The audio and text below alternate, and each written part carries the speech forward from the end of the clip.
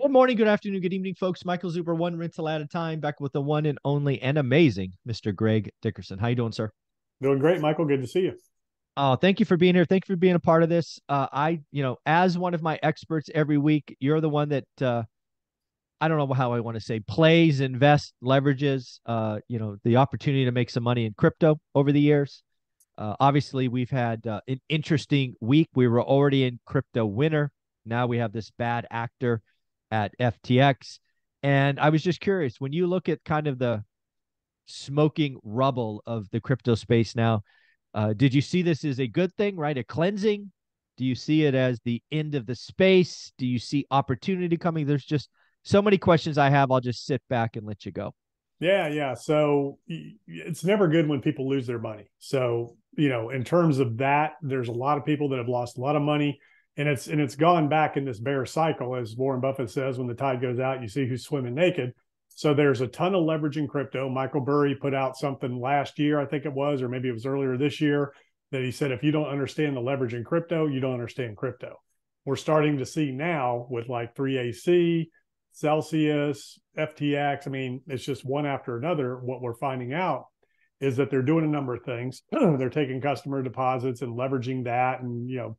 So anyways, on FTX, specifically, they took customer deposits and used it to gamble and speculate and things like that. So, I mean, it was just outright fraud and theft. And that's where I've, coined the phrase, instead of Sam Bankman Fried, SBF, Sam Bankruptman Fraud. So that's kind of Ah, what there I'm you calling go. him. I like But it. That's very anyways, creative. yeah. Um, so it's very unfortunate. Now, this time in the market cycle is a good thing, because what's going to happen from all this is that in this country, we're going to really get on the fast track to regulation. And that's what the space really needs ultimately.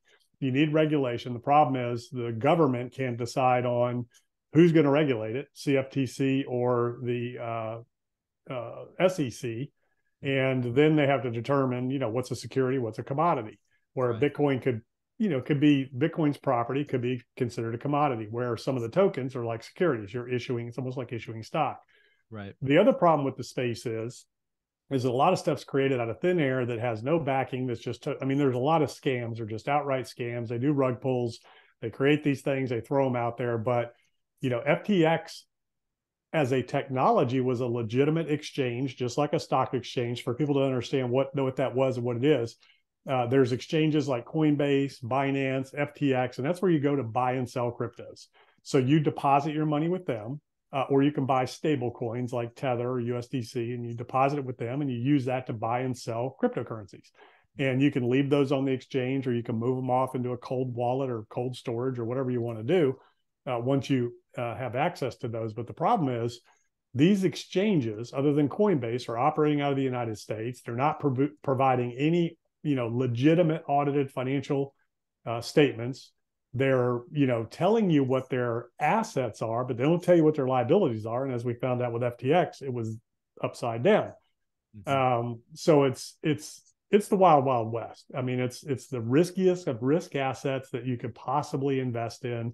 You have no guarantees, no protections, no insurance. For me personally, I've used Coinbase because they're in the United States. They're a publicly listed company.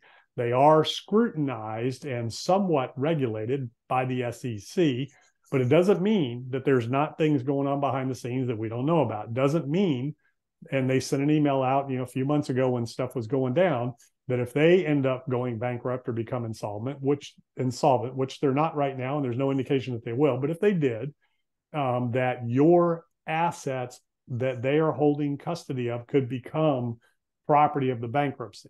Now Yeah, they say I on remember that email. Yeah, I remember yeah, that. and Or they yeah. say on their website that your property is your property. We don't take it. We don't leverage it.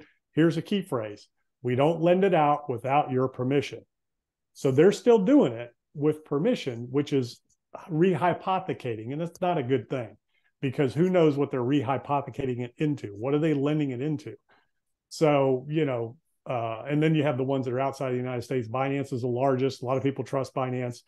But Binance is, they've been barred in a lot of countries. They've been, fined, investigated. They're constantly being shut down. They're moving. They don't have a headquarters. They don't have a physical location. They're basically on the run. And, I think they're a house of cards as well. I don't have any Yeah, proof, evidence, documentation. Yeah, the other thing on Binance, and again, I'm not in the space. I'm just a somebody who's devoured material over the last, I don't know, 4 or 5 days. They also seem to be, I think what FTX had this thing called FTT, that was their coin. Right. Binance apparently has a similar coin, BNB. And there was a Twitter handle, I think it was Ali. I'm going to forget her last name, but I've given her credit many times. She actually did a Twitter storm or a Twitter series, basically calling these FTT and BNB clown coins and relating them to McDonald's as an example, so the average person like myself can understand.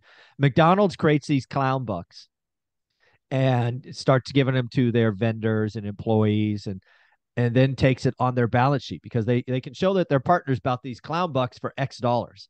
And oh, by the way, they have all these extra clown bucks that they haven't distributed. So suddenly they have more value on their balance sheet.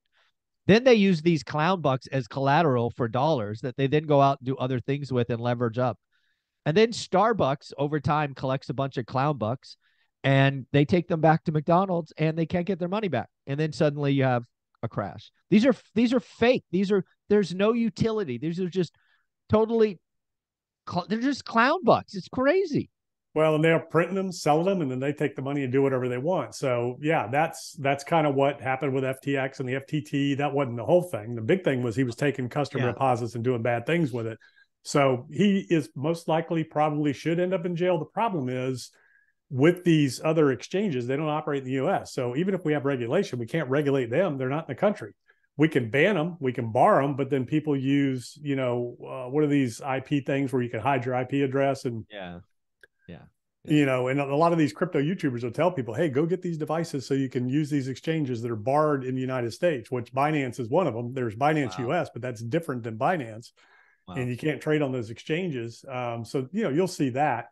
But, the biggest issue with that, and that leads into like Tether. Okay. Right. Now, overall, I'm very bullish on the space. I understand crypto well. I understand blockchain. I've been studying it for years. And I'm not doing anything with it right now because I'm waiting for all the dust to settle. And, there's better delta in stocks right now, anyways, with the volatility. We'll talk about that next. But as far as crypto goes, it's not going anywhere. It's a nascent technology. There's a lot of good things coming from the crypto world and, use cases for NFTs, use cases for Bitcoin, what Bitcoin was initially created for, not what it's become with the leverage and the speculating and all that. But, it does have its uses. I have people in my businesses that pay me with cryptocurrencies. Usually it's a stable coin or something, and I'm not big on those. So I cash them out quick. I don't trust them. Anything can happen. Right. But, some of this stuff will go away. Some of the exchanges are going to go away. Some of these tokens are going to go away. So that's the good thing about what's happening right now, crypto winter. It's going to wipe out a lot of the junk. And then hopefully we can get some good quality regulation. And then, the space can kind of move forward and evolve. And we saw, in technology in general, what that looks like in terms of opportunities. Bitcoin itself, how low will it go? I don't know. We've seen in the last 4 years, it's hit $3,000 to $4,000 twice in the last 4 years. So that is on the table. That's a probability. Can it go lower? Sure. Can it go to zero? Sure. That's not impossible because Bitcoin is maintained by a decentralized network, computers around the world.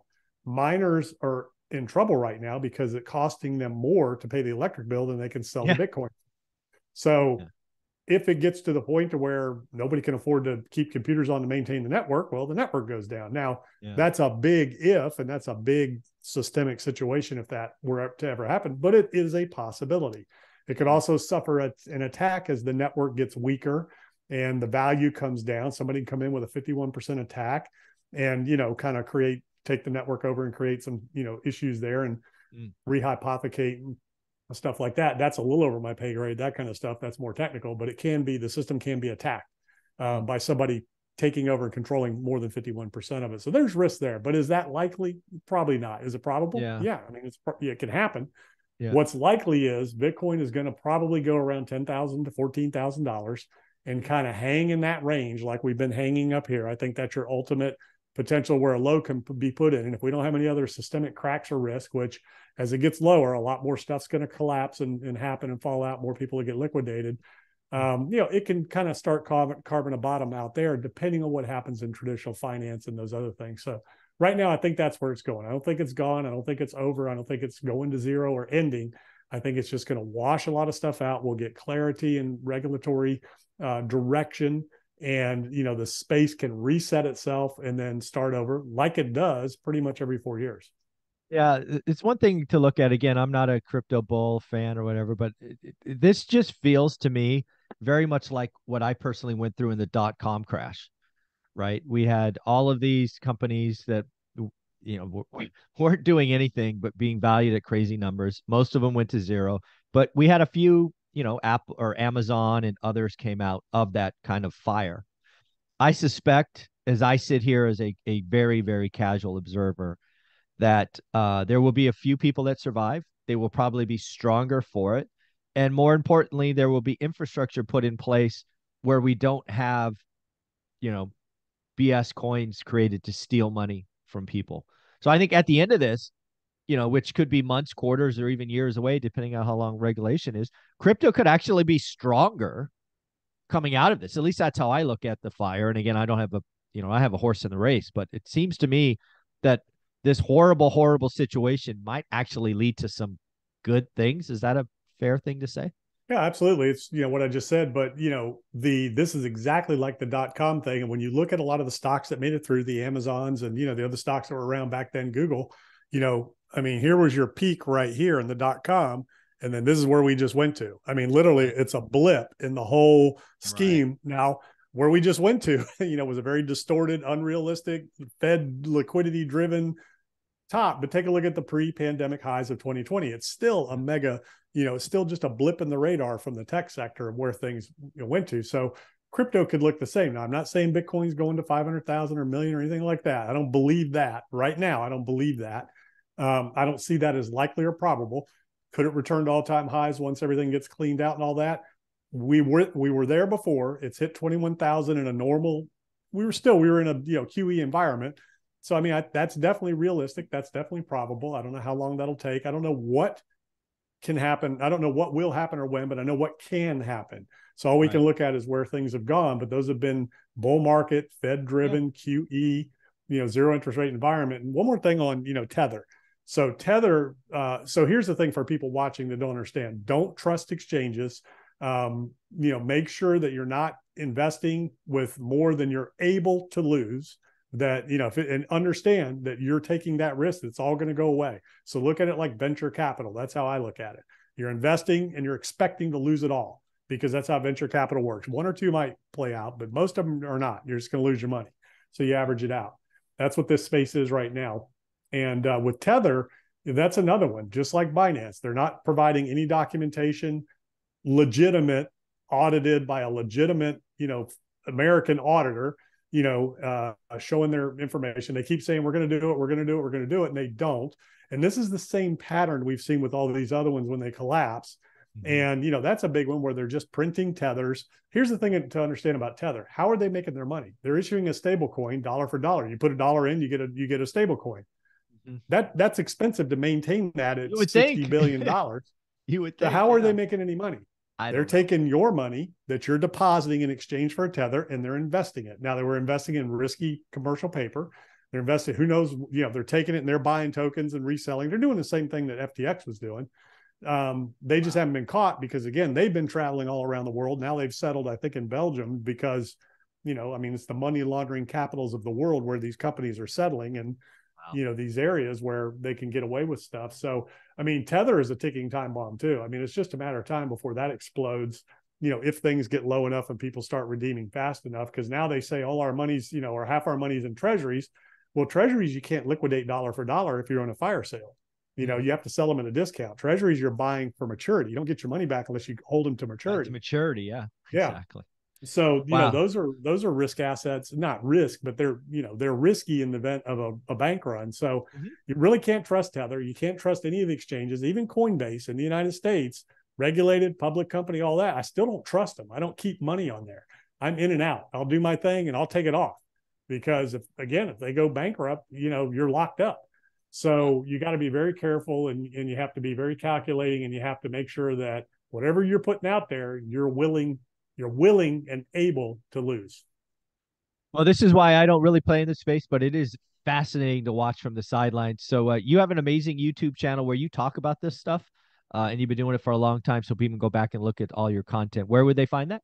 Yeah, gregdickerson.com. Yeah, I do daily updates on the markets, crypto, all that kind of stuff. And it's a lot of fun. And like I said, to me, it's venture capital. I'm opportunistic, and I'm not risking, maybe 10% of liquid. That's it.